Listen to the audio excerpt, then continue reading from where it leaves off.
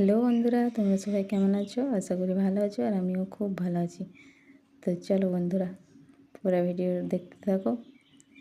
তো এই যে আমি সকাল সকাল ঘুম থেকে উঠে পড়েছি।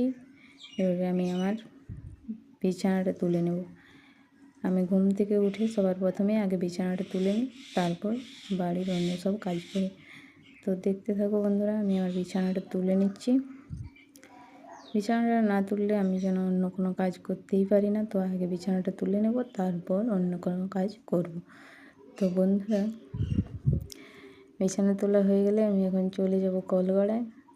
কলগড়ায় আমার অনেক কাজ আছে, থালা বাসন ধোয়া, ব্রাশ করা এইসব করবো, কিন্তু সমস্তটা হয়তো তোমাদের দেখাতে পারবো না, কারণ আমার জানো তো কোনো ক্যামেরাম্যান নেই, তাই একার পক্ষে সবটা দেখানো সম্ভব নেই।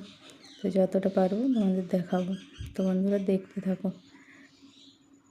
তো আমার বিছানা তোলা হয়ে গেছে, এবার আমি চলে এসেছি একটু চা খেতে।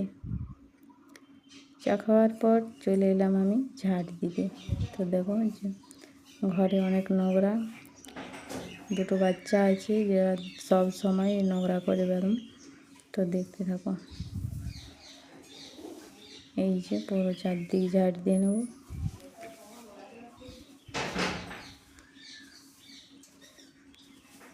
চারিদিকে ঝাড় দিয়ে নিচ্ছি। ঝাড় দেওয়া হয়ে গেলে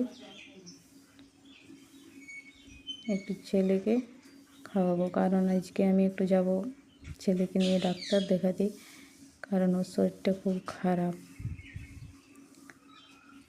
তো চলো, এখন আমি আমার ঝাড় দেওয়া হয়ে গেলে এবার ছেলেকে খাওয়াতে যাব। তো এই যে চলে এসেছি ছেলেকে খাওয়াতে। তো এই যে দেখতে থাকো, ছেলেকে খাইয়ে দিচ্ছি। ওর শরীরটা দুদিন ধরে খুবই খারাপ, কিছুই খেতে চায় না, কষ্ট করে খাওয়াতে হয়। তো দেখতে থাকো। এই যে একটু খাচ্ছে, এখন খাওয়া হয়ে গেলে ওকে একটু ডাক্তারের কাছে নিয়ে যাব ভাবছি। তো এই যে তারপর চলে এলাম রান্নাঘরে আলু কাটতে। আলু কাটছি কারণ মুড়ি খাওয়ার তরকারি করব।